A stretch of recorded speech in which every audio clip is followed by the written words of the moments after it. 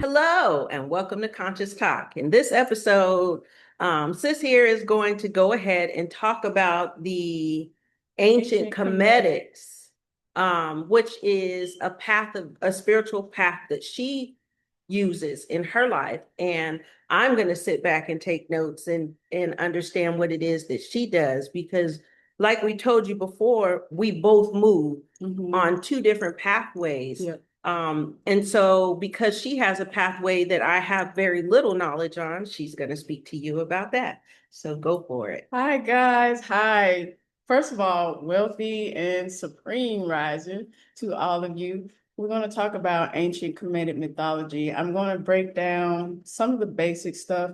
I'm not going to get too far deep in it because when you're far deep in it, I may lose you. So I want to keep you right at the surface. And I want to start off by sharing how did I end up in this pantheon? So it started when I was young.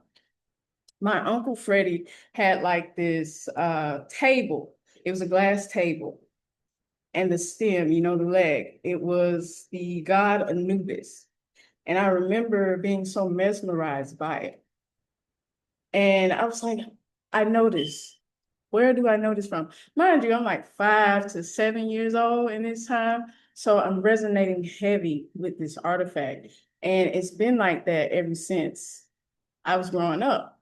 It was always calling to me, and I was like, what is this about? But, at the time, with religion so dominant, people deem that as abnormal, demonic and stuff like that. But it answered questions that I needed to answer when it came to religion, because religion wasn't doing it for me. So that's how it came to Kemetic mythology for me. And I utilize it till this day. I'm open to other mythologies as well, like Hinduism. When you find out, you learn that each mythology is pretty much the same, just the characters have different names, but you'll have to do the comparison. So let's start off with this. The term Egypt. Egypt is actually a Greek term, and it is mean the temple of spirit of the god Ptah. And Kemetic, the word Kemet, Kemet, that is the word meaning black land. That is why they call it ancient Kemet. When the colonizers came, they saw nothing but black skin everywhere. So everything was black. So let's start there. So Kemetic teachings and beliefs. What I learned in the Kemetic teachings and beliefs is to tap into your divine entity. This is where when me and Big Sis talked about, because this is where everything comes in spiritually, everything is interconnected. We're all one. But with the ancients, they don't believe in just one God. They believe in multiple gods and multiple deities. Now, when it comes to this mythology, you have to think, are you seeing these as actual people, or are these aspects of yourself? So keep that in mind when you're thinking of this, because a lot of people view these deities as real people, then some view them as aspect of self. I can see it's both, but I do mostly feel abundantly, sis. I don't say bless you, I say abundantly, baby. My sis abundantly. So, going back to the interconnectedness. The ancients believed and knew that we were nature people. So nature in ancient Kemet is netter. You would say netter. So when we say netter, we're thinking of nature. And in the Bible, they talked about ye are gods. The ancients really wholeheartedly on the fact that you are gods. Their concept is, if God is in every creation there is, including you, because we are creations of the Creator, therefore we have a piece of the Creator within us. Same thing as the example that I gave with the ocean. You take a cup of water from the ocean, just take some water from the ocean. That cup with the water of the ocean is still the ocean. It's just you took a part of it and it's not going to change. It's still what it is. So that's what ancient mythology, Kemet mythology is talking about. It's helping you to tap into you. It's helping you to understand each aspect of you, to take off the rose-colored glasses and see that you are the creator of your own life. They call it God. God in capital letters, generator, operator, destroyer. That is you. No one has the keys to your spaceship but you.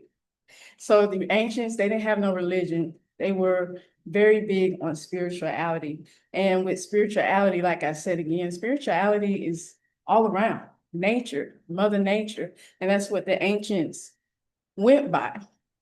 The concept of Christ. The concept of Christ. So two things with that.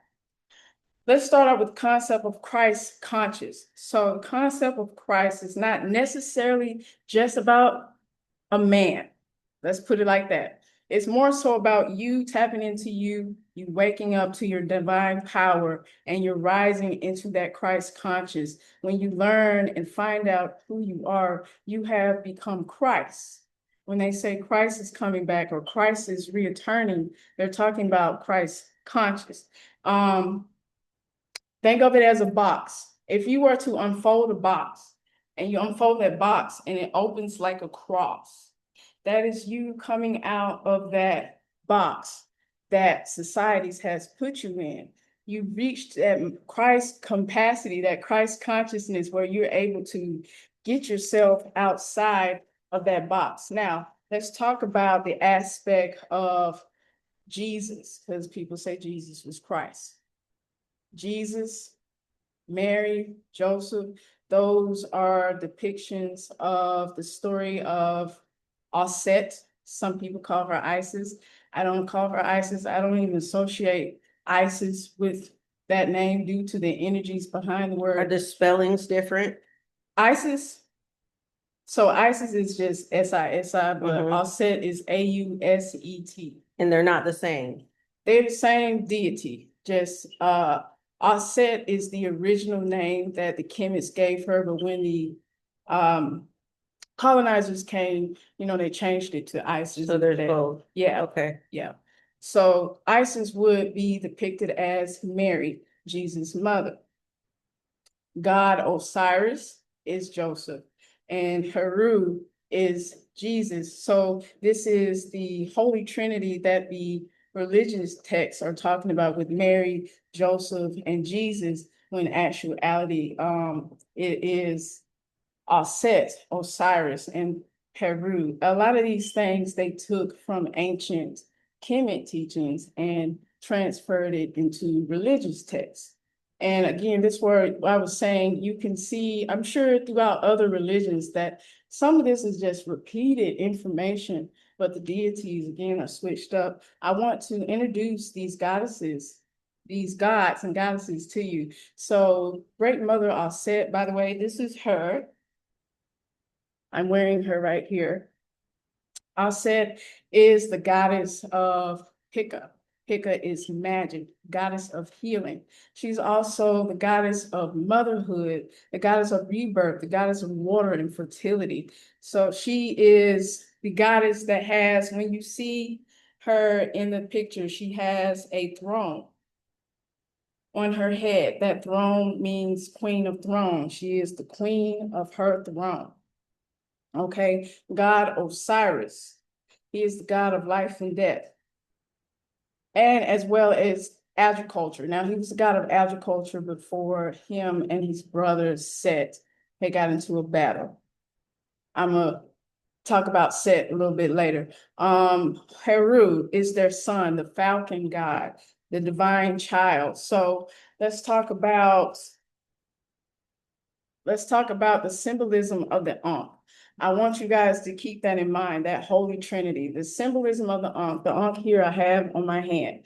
So the Ankh is the original cross, but it's not well known, in recent times. It's coming back now in the age of Aquarius that a lot of people are now, waking up and finding, texts and stuff that resonates with them for them to follow and dabble into their spiritual path. So looking at this Ankh right here, this right here, the oval part right here, as you see on my hand, this symbolizes the womb of the female.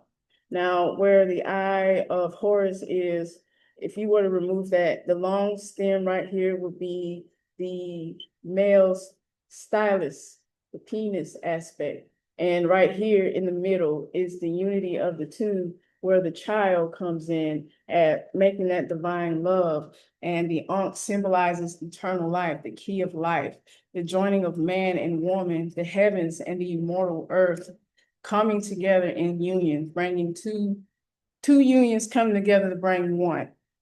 So I wanted to share that aspect as the Ankh. So that's what this is here that you see on my hands, the Ankh. And a lot of people wear that for eternal life, far as symbolism for eternal life, the key of life, protection. I wear it, as you can see, it's on my hands, of course. I wear it. The Ankh, like I said, is the original cross. It's based on feminine principles. That's another thing. The Kemets are very big on divine feminine energy. Everybody possessed divine feminine energy. They understood that the divine feminine energy, come on now, I'm sharing this knowledge with you guys, so let's have an open mind. They understood that the divine feminine would be the actual true God, because our womb is where creation starts. I have a question. Yes. Okay, so with there being feminine and masculine energy, that has nothing to do with sex. It's energy. Okay. Yes, most definitely. And a lot of people get that confused. So I love that you said that. And sex is a very sacred thing in the Kemetic mythology. You know, they don't use it just for a feel-good thing. It's a Oh no, when I meant sex, I meant sexual origin, male or female. Yeah. I'm adding extra to that. Okay. So yeah, they don't just use it for that. It's a spiritual thing. And you know how people get married, that's their form of marriage. There was no signing paperwork. Once you had that union, that energetic union, that was your partner. So that makes sense as to why we have to consummate the marriage in order for the marriage to be legal. Yes. And so the cross today, people know the cross as a divine masculine energy, where you see, I have it here. So this cross I got when I was real young. This is my second tattoo. I'm changing though. Stand fast on this. So you see how there's no womb indicating the female. It's just a long stem here, a long stem here. It's pretty much telling you that this is divine masculine principles versus having the natural law of the universe, which is the Ankh and the divine feminine principles. And so where can sorry to keep cutting you off, but I do have questions. questions. When they come in, I gotta ask them. Yes. Where do I find the information? Because for me, the cross represents not male or female energy. There's a magic understanding behind it, and it's not positive. So where can I find the information about the cross and what it actually symbolizes for this? Okay, so I have a book that has symbols. Mhm. It'll have that in there, and I also have this book right here as well.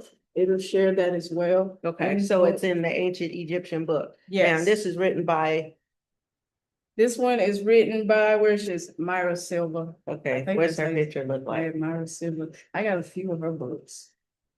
I don't know if she has a picture. I don't remember that picture. Okay. She don't have a picture. And I have a few other books that have like the aunts and stuff in there. I don't have all my books up here. No, you're fine. You're Okay. fine. I'm just listening, but like I told you, I would ask questions Okay, to get that's fine. clarification, because so what I'm doing is I'm playing the person of the audience. Yeah. Because the audience, it doesn't have the capability of asking the questions right now, but if you do have questions, please link put it them in the comment Yes. section so that we can get this. I have very little knowledge on this. But there are some things that I see that I have, everything stems from something. Of course, when Yeah. it's man-made, Yeah. man takes from this place and that place and the other place to patch together what it is their works is. Now, this actual understanding started back when? Ooh, so this was like, before Christ. Okay. Like way back then. Let's see. I brought plethora of books, not too many, but this book is the book of the what is it? Lost Book of Enki. And you will have to use your discernment as far as understanding what's going on. It'll give you a start as to the beginning, but it was way before Christ. I There understand was that. no one here, it goes back to Tiamat. Remember, it goes all the way back to that. So Okay. these ancient Kemites are actually the grandchildren of Tiamat. And From our Tiamat originates from, Tiamat originates from here on Earth. She's the primordial waters. so was she, I guess my question would be, okay, you have ancient Egypt, Mhm. you also had Atlantis. Yeah, So did Tiamat come before Atlantis or Yes. after? she definitely During the came. time of Thoth, She came. Hermes She was Trismegistus? before all of that. Yeah, Okay. she's the primordial mother of all of this. Okay, so you're still talking celestial. Yeah, it stems from that. Okay. Yes, yes. So what I'm asking is when did this one depict here on Earth For the aunts and stuff, sis. before the total following? Oh yeah, like I said, this was all like before Christ. There's like no set time. Everybody has a different time as to when it started, because no one can really depict an actual time, if that makes sense. Is all that they can give us is that it was before Christ, and that a lot of the text was taken and regurgitated in other forms. So that right there prompts me to do more work on finding that out. So that's a good question, sis. Thank you for bringing that up. I'm going to write that down myself, dates. That way I I like can that look that up. because it helps me to be able to pinpoint Point certain things. Yeah, yeah. so I do Yeah. research. Yeah, yeah. Yeah. And I learned also with all of this, when you were talking about stuff, pieces coming together, I learned that with different pantheons, you literally have to do that to piece Well, they together. all and stem from understand. each other. Yeah, Yeah. yeah. I want to get back to the divine feminine principle, because that's something that's really big, and everybody has that divine feminine principle within us. I don't know if y'all heard people say, if women just wake up, they could shift this whole planet. And it's because the earth is feminine. And when earth is feminine, we're fully tapped into the earth's divine feminine energy. So divine feminine principles like the 42 laws of Ma'at. The Kemets were very big on the balance and having peace. So 42 laws of Ma'at required that and provide that balance and peace, where the laws also provided the universal laws of justice that followed, embodied the pharaohs and the people of that time. So the laws, 42 laws of Ma'at here, I have a book here. I'm gonna show you all the books that I have here. So this book here, 42 Laws of Ma'at, if you want to read it, it's all in this book right here. It's not a big book, but this is where the 12 commandments, when I was reading, stem from, the 42 laws of Ma'at. And it's basically just laws that you follow, i.e., I keep the waters pure.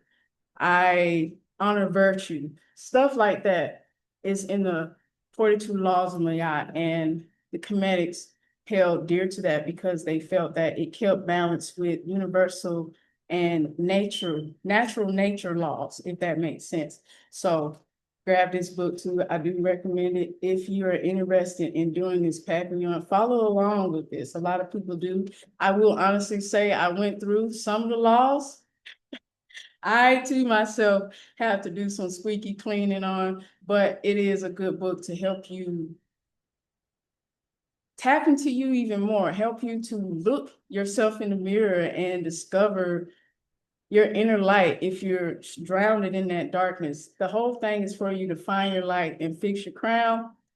This facial expression. I'm just listening. I know, sis. Just laughing, just laughing. So moving on.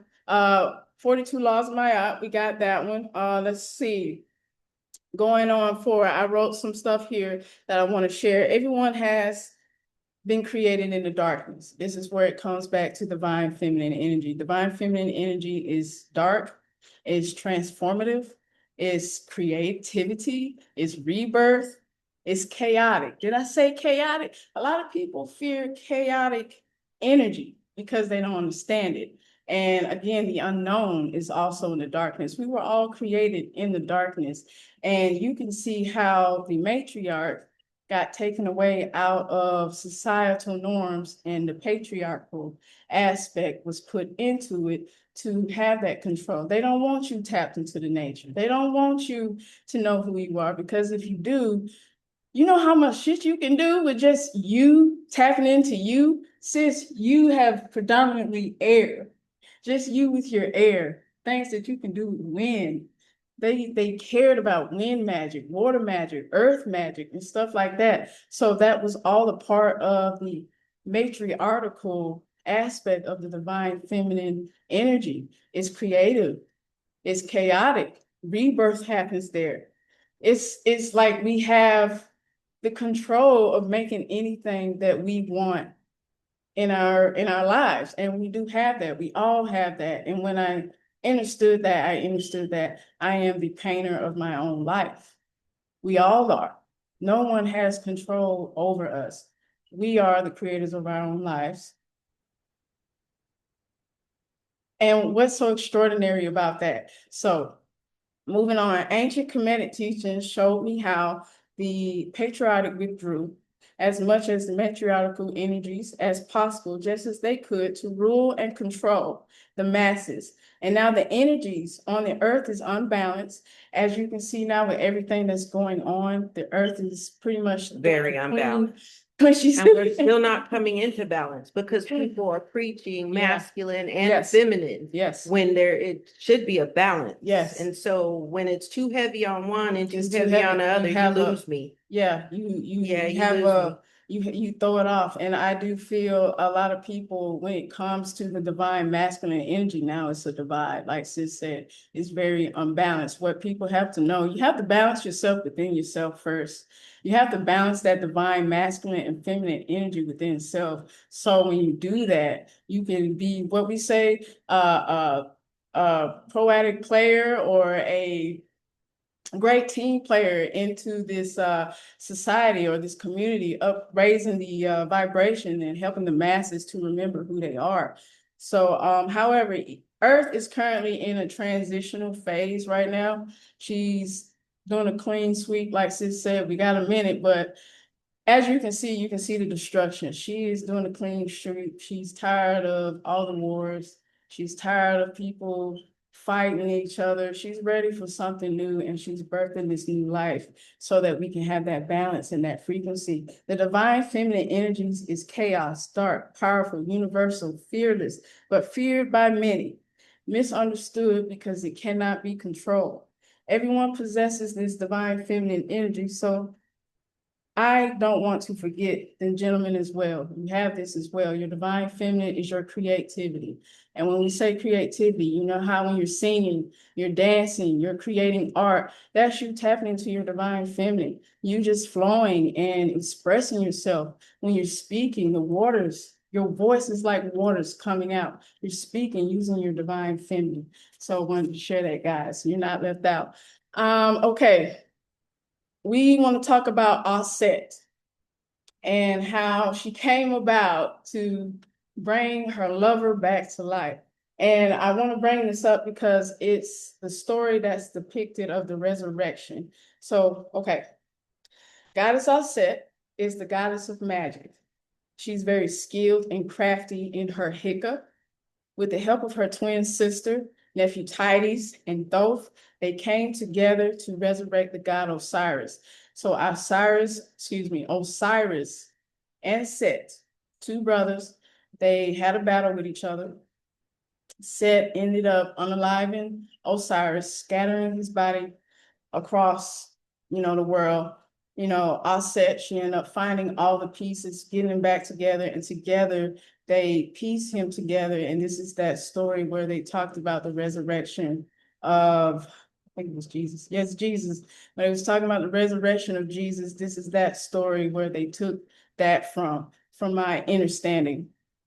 So I wrote that down right here. After Osiris was resurrected, he then became the god of the underworld, which everybody know in Greek mythology as Hades. So that was the first also reincarnation as well, because the Cometics believe heavy in reincarnation. This is where consciousness took me to the interconnectedness of the physical world. So from here, guys, when I was sitting and thinking about this mythology, I was thinking, what if heaven is the underworld? Flow with me here. What if heaven is the underworld and all of this happened in another world, and Osiris or whatnot fell down to this world and became the god of the underworld? What if that was it? So if you're in this mythology, answer me that, because that's what I be wanting to know, and I'm still doing my research. But what if that was the case? When it comes to their son Heru, he ended up battling his uncle Set. That's pretty much what it is. It's a family affair. He ended up battling his uncle Set, reclaiming his rights for his father on behalf of his father. He became the king and crown of the earth and protector as well. So that was the story of that. And goddess Aset is very big on her magic, and Hika, she's a goddess that is very much so known in the ancient Kemetic pantheon because of her power and her wisdom, how strong she is. But there are other female deities. We'll talk about a few deities later on down the line. I want to go back to talking about the resurrection and death also as well. When I mentioned that Osiris was resurrected, that was the first incarnation that the Kemetics had witnessed. Let me get some water, throat getting a little dry. So let's go back to that. The ancestors honored the dead. They do honor the dead. It was not something to be feared. It was something to be honored. However, with the norms and tactics of society, we view death as something to be fearful of. But the Kemetics did not. Death was a sense of elevation to your next level. Their rituals with death includes mummification. So God Anubis was very prevalent in mummification. He's known for that as well. So in this ritual of mummification, I know it's a step-by-step process. I believe the ritual is like a 7-day ritual, if I'm not mistaken. I know it's in one of my books here. I'll have to recheck. But it's like a 7-day ritual of the mummification and everything. And that's their way of doing death rituals. And before they close the tomb, they put in artifacts of protection, artifacts of them having nourishment in the afterlife, because they believe if they give them these artifacts in their tomb, that they would be set for the next life. So this is where I said the ancients placed amulets in the tomb for protection. This is their form and understanding of reincarnation. So death was never something to be feared. It was more so something to embrace, because you're about to elevate to the next level of life. This is this is where the divine feminine principles come into play, transitioning, going back to the laws of Ma'at. So going back to Ma'at. Ma'at is the goddess of peace, justice, and order. So in the afterlife, you have the scales. You have your heart on one, you have your feather on another. Your heart has to balance with the feather. So your Ba, which is your spirit, your Ka is your higher self, your God self. They're both in judgment, and they're being judged by this feather. If your heart does not balance with this feather, like we was talking about, you will come back and reincarnate and do it again. However, if you succeed, you were entered into eternal life. So that was the gift of having that balance on the scales with the heart. So that's where that comes from with the scales. They also mention when you're in court or with law, you would see the scales on the table. That's where that came from as well. I had grabbed the book Inky, and I was talking about Inky. So this book here, I do recommend people just start off reading this. From the side. Oh, so they yeah. can see them. Yeah, you're right, sis. I do recommend that you guys read this so that you can have some sort of understanding, because there are many other books where you would have to piece it together. Now, this is a new book that I got. This is about ancient Kemet too. Yes, this will go far back though with the dark goddess energy though. So Okay, you and what's this tie into? Where does this tie into ancient Kemet? So this book, I'm gonna be honest with y'all, I have not dabbled into this yet. I was aware of it. I've done my research as to what it's supposed to do or tell you about. It's supposed to let you know about the dark goddess energy, and you understand in depth the dark goddess energy and where did it stem from. So this is a new book that I just got. Okay. So it's something that I'm gonna tap into so that I can continue to elevate my knowledge on that. Because even in this book, you're not going to fully understand or read about the dark goddess energy. But I know in that book, had read a bunch of interviews and reviews that this book was a good book to read to help Kabbalah. with your understanding of, the This Kabbalah. is, yeah, that has to do with esoteric. The Kabbalah. Yeah, Kabbalah has to do with esoteric. So if you're looking, and I'm just clearing up something, if you're looking for something on ancient Kemet, this is about esoteric.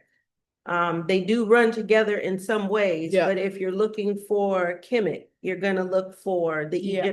more Egyptian stuff. Yeah. This one is more esoteric science. Yeah. I know that because I study esoteric science. I knew sis would know that. Yeah. So I grabbed that book so you guys can understand. I grabbed the Sophia books. Now I want to get in, like I said, I'm giving you guys basics of stuff because a lot of this stuff So is before deep. you go on, what I'm trying to understand is, what are some of the practices that would bring somebody into this? Okay. Yeah, what is the practice of this actual understanding that helped you or brought you in and made you so, versed in it? Because now you have the tattoos, so and they're dark. So even if you decided that this wasn't something that I wanted, now it's on your body, what made you get to that point? What about this is so compelling?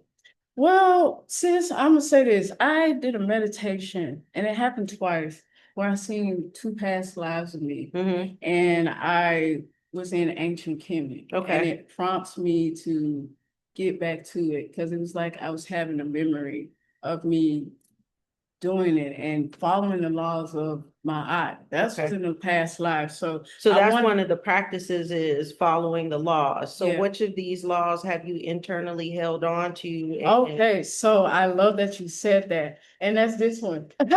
What's that one? I benefit with gratitude. I'm always giving gratitude. I understand. Go ahead, sis. No, keep going. No, I'll ask in a few minutes. I always benefit from gratitude. I understand when you give gratitude, sis, gratitude comes back to you. Right. That's in most practices. Yeah. I'm starting to understand. So these laws, are these something that you read every day? Are these something that you have to put into practice So every day? every day you will have to put all 42 laws into practice. Okay. Every single day. And so you're able to put all 42 laws into practice. How long have you been doing this? Now let's dial it back. Okay. Because I said in the beginning, I said some laws I need some squeaky clean on. Oh, I understand. So, but yes, it is something that you have to be consistent with. Right. Every rising you have to. And if you didn't, like say like if you missed a law or like if I didn't have gratitude, I would have to balance that out with something more positive to balance that law out, or say like if I didn't give gratitude, I have to do something to show some sort of a gratitude. Sis. Okay. But these are practices that I still do. So this would be the same as the what is it? 12 commandments. There you go. Or Yeah. the 10 commandments. Where did I get 12 from? The 10 commandments. Yes. And another thing that I do too, sis, is, and I do it from time to time, because when I do spell work, I like to wait 7 days before I do another one.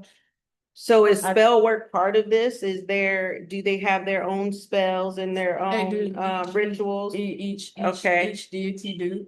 So you would pick a deity and you would then understand that deity and go into that understanding. Yes. Okay. Yes, So yes, because I'm getting the history, but Yes. I'm not getting why. Yes.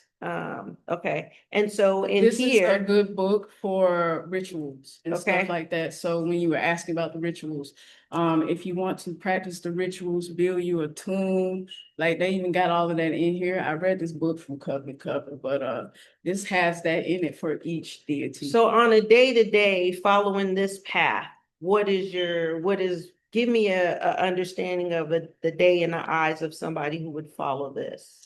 Okay, so I wake up, I would cite my affirmations. And then after I cite my affirmations, I live or move throughout my risings with those affirmations in mind. Now, if I want to do spell work, I'll do spell work, sis, with that deity, and I collect all, because each deity have different stuff that you can offer to them. I do that throughout my rising, and I stay very vigilant, or what's the word I'm looking for? I just stay conscious about my movements throughout the rising. At the end of the rising, I go through the 42 laws again and I cite them again. And I'm like, okay, I didn't do this law. I hold myself accountable. And that's one of the big things that you have to do is hold yourself accountable. That's the first thing of doing this, is holding yourself accountable. And I'm being honest, I don't always follow the laws every single day, but I do hold myself accountable when I don't. Okay, so what deity have you chosen for yourself on this path? So I resonate with a few of them, but the one that I work with, she's not very popular. Okay. And her name is Rayunette. She's one of the oldest deities depicted. She's very I don't want to say forgotten about, but that's the word that I can hear. But from my learning, sis, I understand her and Goddess Offset kind of go hand in hand. Okay. So, like I said, it's so many interchangeable. What made you decide to choose her? She chose me. Okay. A lot of times they will call upon you. Okay. So she chose me. And when? That was okay. So how did she do it?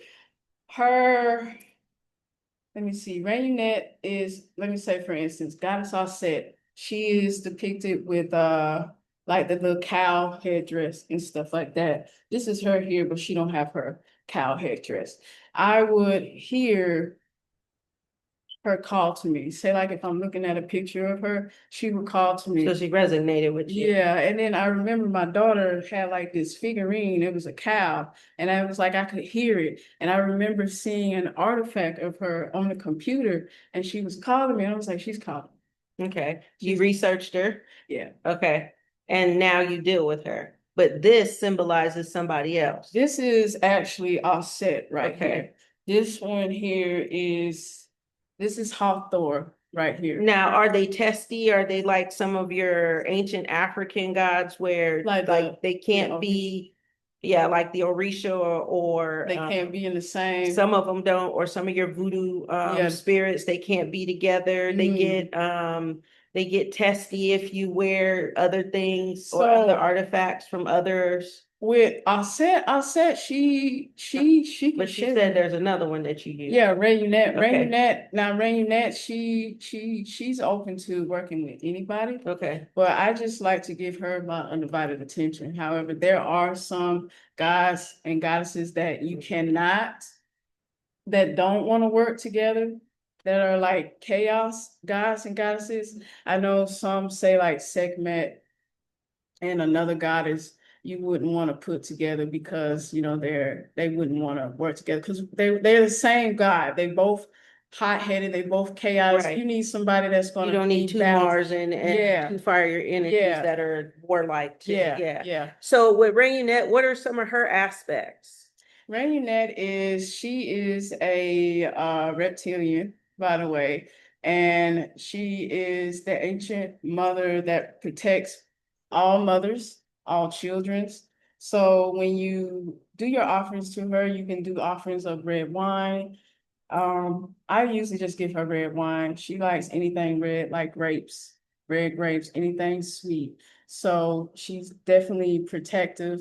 She helps you tap into your divine feminine energy as well. A lot of them do, but Rayunette is who I really work with. She was able to help me tap further into myself for me to figure out some pieces of myself. I'm continuing to do it as I go, the more that I work with Rayunette, but it's like when I work with her, I remember more and more stuff. Now, what does working with one of these entities look like?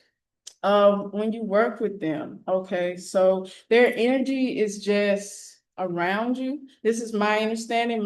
Their energy is around you. When I'm working with Rayonet, I have her energy around me and I can feel it. I know some people say they can possess the energy in them. I don't know about doing that right now, sis. I just want to work with the deity, where the deity is like my ride or die, my partner or whatnot. I do that in the aspect. You can feel the energy because it's a strong, powerful energy, and you feel like, oh my God. So, like that. So that's not you already bringing it in like that? Still as similar as to what you said, how some people can.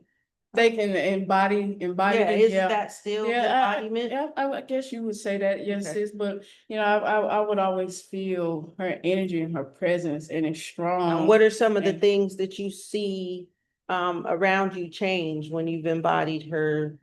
I feel I see a lot more peace in my life. Like if I had a certain issue, it's already taken care of. Say like I had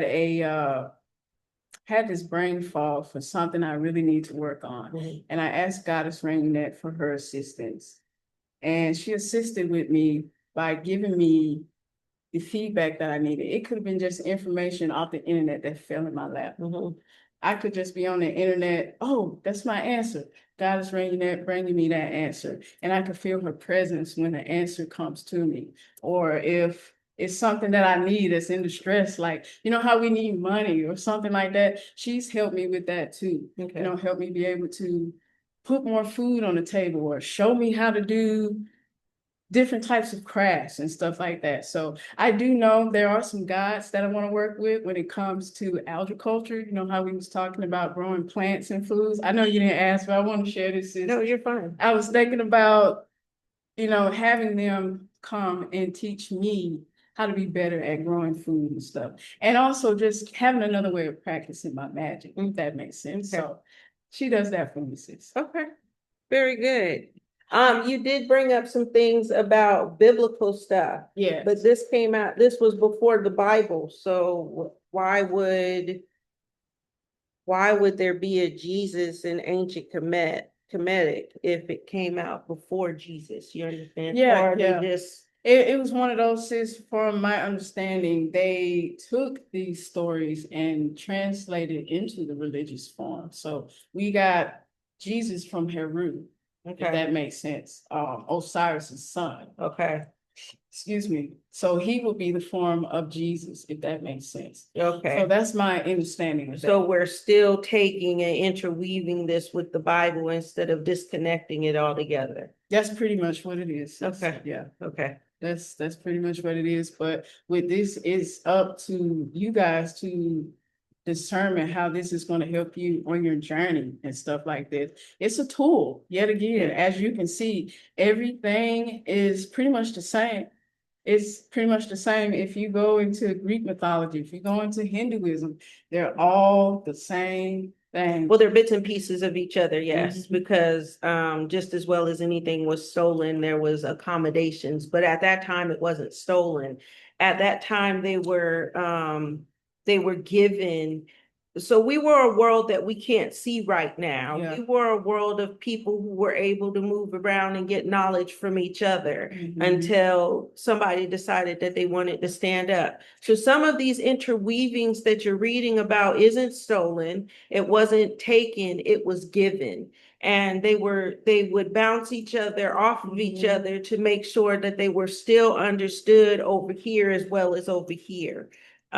So please understand that just because we know things to this point as being stolen or Yeah. killed and pillaged over, a lot of this older education moved from the ancient Egyptians to the Greeks because they Yep. were sharing the knowledge. Yep. Because the Greeks found that in the darker complected countries, their information, and when we come to me, I'll be able to put all of this together because what I follow ties everything together.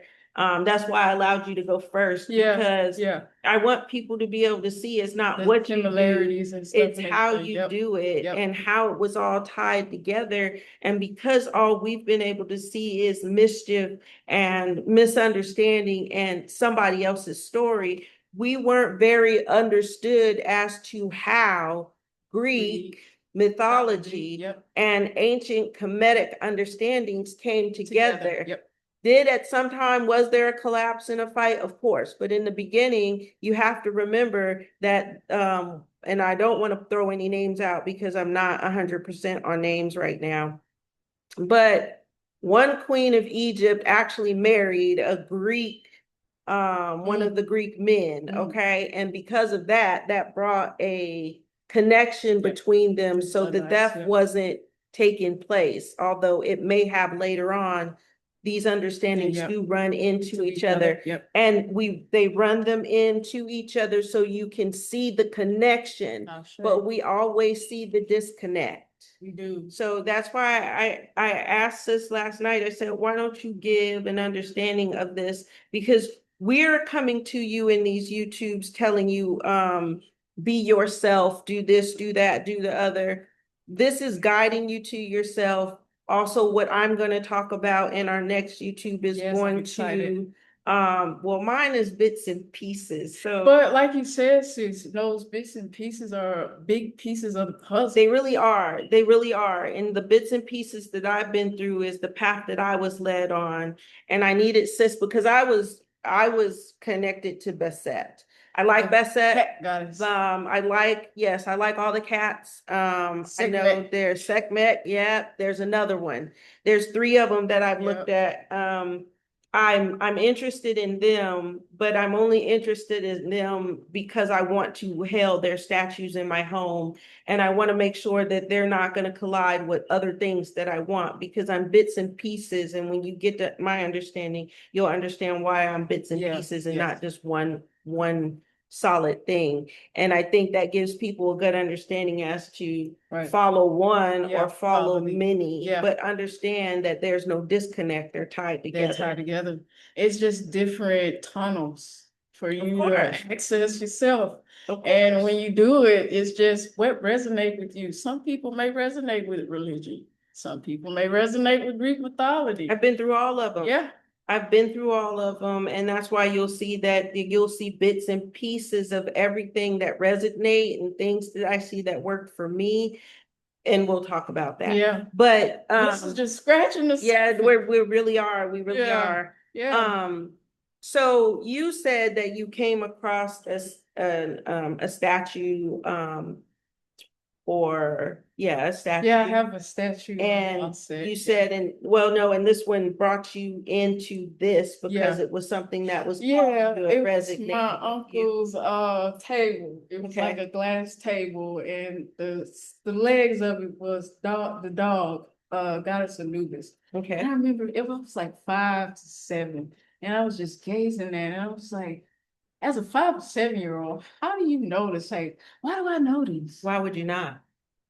Well, then you think about it, sis. I was still technically a new soul, you know. Of course, you have that up until 7, and once you're 7, that gate starts to close. And ever since then, it's like every artifact that I would see, it was like pulling on my energy, and I said, I gotta see what this. Now, how long did it take you from that point to actually get engulfed in this? Let's see. I'm gonna go back. When I got out at 2021. Now, I wasn't reading any books during the Army, but yes, were they screaming at me? They were screaming at me, but I was ignoring it because, I wasn't worried about all that. But when I got out, I took my time to do that. So I would say from 2021 up until now, and I'm still doing it. Okay. So it took you a while. There was a while in between. It's not like you were 7 and then you were 14 and you was on your. Yeah, because I didn't have anyone at a young age to tell me this stuff. When I would ask, it was like, what you asking that for? So it was like, I guess I'll never get this, but I just left it alone. I was tapped into my spiritual gifts, but I just told myself one day I will get this information. It's probably not right now. So after I got out, I went on ahead and delved deep in it. Okay. And I'm still doing it till this day, guys. And it's a journey. It's fun to do. And it's very exciting for me because it's like unraveling a Christmas gift, but the Christmas gift is you. And you're like, oh my God, what new am I gonna find out about me? That'd be me. But I do want to share some signs and symbols that most people have seen and probably like, hey, yo, goddess, what that mean? Okay, so I'm gonna share the signs and symbols that you may have seen and wanted to know what the heck does that mean? Okay, so we already talked about the Okay, let's talk about the left eye here on my It is called the Eye of Horus. Okay, Horus, remember he got in that battle with his brother. He lost his left eye. So that's where that comes from, the Eye of Horus. And it is a symbolism of healing, protection, good fortune, sacrifice, health, royal power, re, revelation, and wisdom. That almost didn't come out. So that would be the symbolism for the Eye of Horus. And a lot of people get them mixed up. The Eye of Horus is the left. Now the Eye of Ra is the right. Now, for everyone to understand, Ra is the sun. The ancient Kemet viewed the sun as a god, and I know a lot of people have depicted this sun as a god, and he would be like a falcon in a sense. But it's actually the sun. The sun governs the earth, and it's the creator of the watchful eye, which is the eye of Ra, represents the power. And the crook and flail. Let's go with the crook and flail. I know if you guys seen a picture like this with Osiris like this. That's the crook and the flail. That means power of the king. So that was power for them for the king. You usually see Osiris with the crook and flail because, from my understanding, the god of architecture or agriculture, however you say it. Architecture is the building of buildings, Yeah, and agriculture. agriculture There you go. is Agriculture. the farming of lands. Agriculture. He was the god of agriculture, and he was gifted the hook and frail for that. And it's associated with that in that sense. The feather of my eye is another symbol that I talked about, and that's the feather that she weighs your heart on. So I also want to share with people the currency now is your heart. From my understanding, it's all about the love, the frequency of love.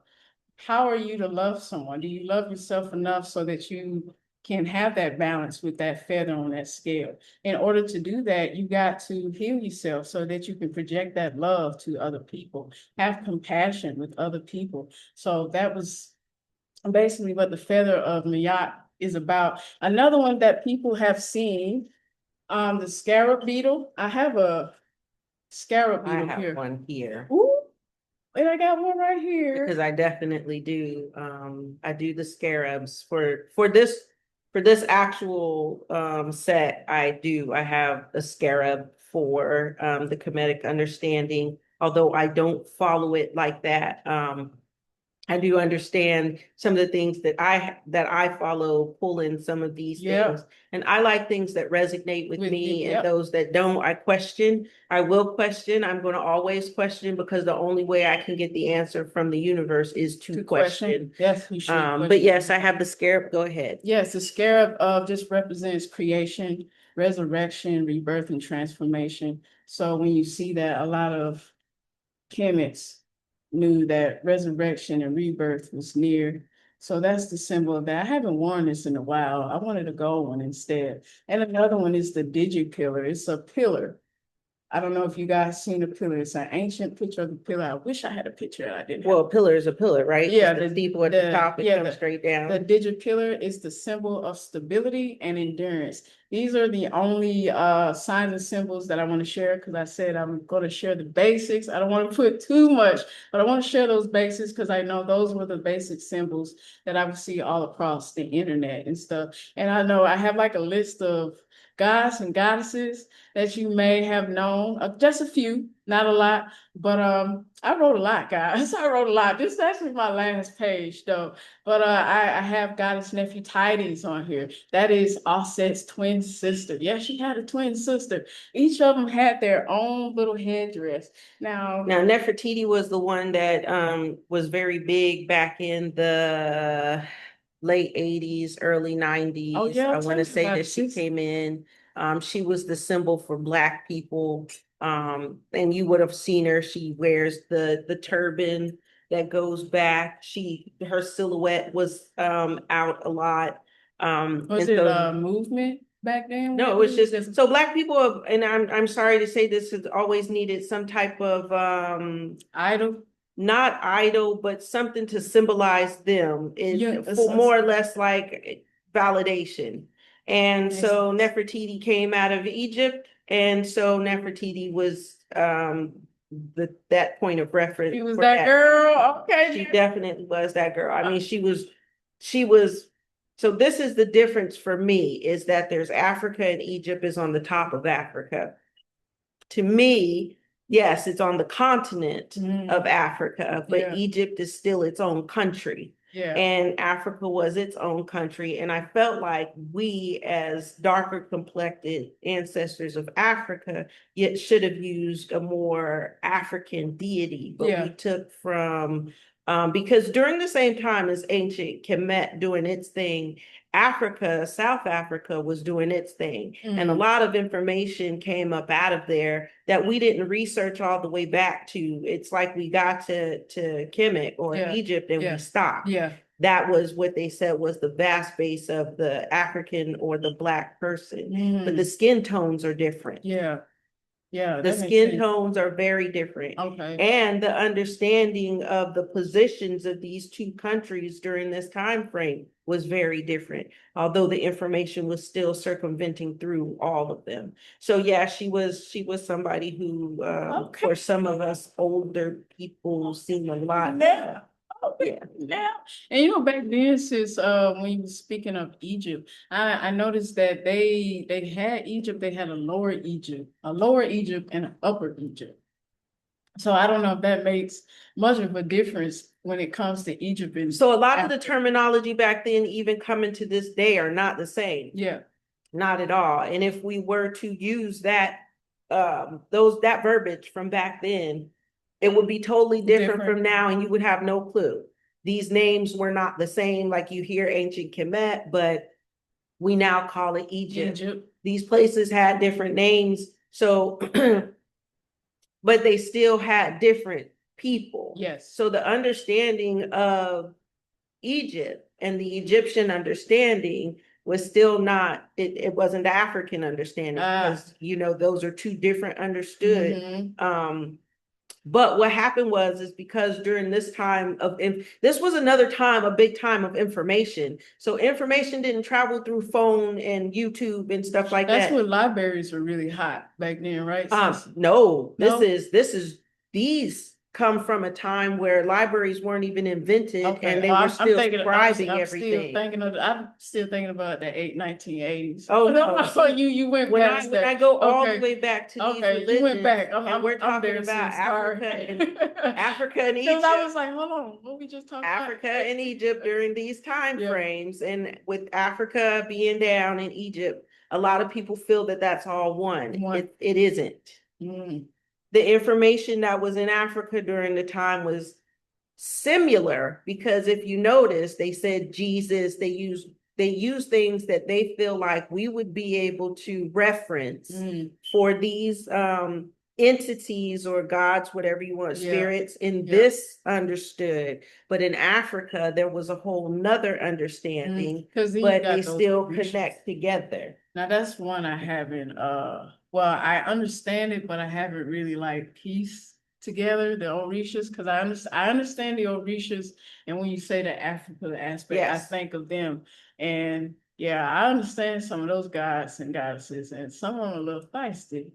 You have feisty ones in this one. If you really look at it, you got your feisty ones in this one. You do. You've got your ones that are compassionate, but you got the ones that's supposed to make things move. Hear this though. This is aspects of yourself too. Of course. I mean, I only deal with self.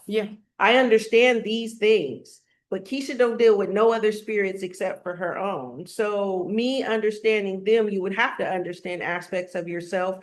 You wouldn't be able to look at another person and say, okay, I would do that, but I wouldn't do this. But when you say what you wouldn't do, you can't expect that person not to do it either. So I understand that. But the Orisha, they do have some spicy ones. They do have some tales behind them. They're kind of like your voodoo. Yes. Yes. when you start talking about your voodoo entities and spirits and stuff like that. Now, me, I like the darker spirits, so I'm I like do your too. twin.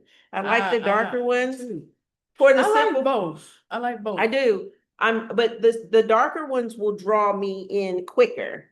And I feel like you will be able to tap deeper within you. Further I you don't need go. to tap into those. Well, for if not for Keisha, not for Keisha, but for you guys, those deities that tap into the dark energy, you could tap deep within you because you're going deep So within the what I'm going to darkness. tell you Deep about the within darker darkness. ones, you Just have be to be careful. very careful because most of them are tricksters. Yes, yes. And what they will do is they will definitely give you what it is you're looking for, but they're also going to look for you to hold up your end of the bargain. And because humans are so wishy-washy and don't really understand who they are, Yeah, they make frivolous promises that they cannot keep. yeah. I like knowing about the darker ones because I notice a lot of people like to call on the darker ones And when they not do need their that research. strength. Yeah, And for me, I'm looking at them like, do you really understand what it is you're yeah, doing? yeah, I know my capabilities within myself. I just like reading some of the darker, but I've yeah, read not in these two yeah. understandings, but I've read about some that are so dark I had to change the page. I didn't read it, but I had someone read it to me, and I was like, damn. Yeah, I this book right here that you have, the Book of Spirits, I Yes, have that as well. yeah, Mine is pretty old, and yeah, I turned to a page in there and I read about a spirit in there, and I was like, yeah, I'm gonna turn the page. yeah. But they do exist. But I know that they're there just Yeah, in case I need to call on one. But yeah. I honestly know that if I call on one, I'm not giving them something, I'm not going to tell them I'm going to give them something I can't provide because it's already going to be right there. Here it is. Yes. And don't come at me later. Have it right It's then and right, there. it's right here. Not later now. But do understand that you have the Kemetic and the understanding and the energy of it. Yeah. But you can also access it through other areas. Yep. And if one works, they all work. Why? Because belief and knowing are two things that will make them work. I'll show you, sis. If you're a person that is skeptical, pick up a book and read it. That's all it takes. That's all it takes. Know yourself in the process. That's pretty much the whole point of this whole thing. Before you dabble into, working with these deities, please know yourself first. Know yourself first.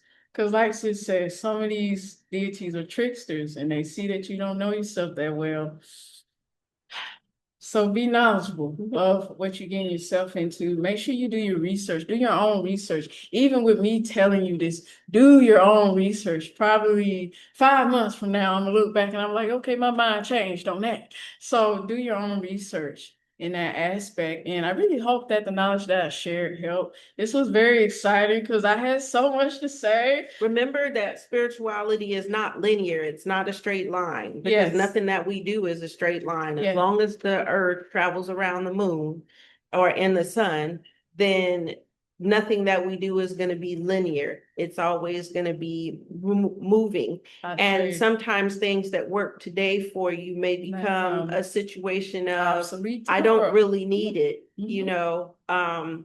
or I don't need it the way I needed it then because I can access it another way. I can pull myself and move forward in this. And there's always spiritual growth. So always never, ever, ever get yourself stuck in one spot where you feel like you can't move in your spirituality. And I think that's the difference between spirituality and religion, is that spirituality is forgiving. It's changing. It changes as much as you do, and believe it or not, you change as much as every day and as quick as every second. Oh, sure. And we have to be okay with that. Yes, we do. So with this ancient, I like this book. I'm gonna pick this book up because I like what's on the front of it. You also have one here.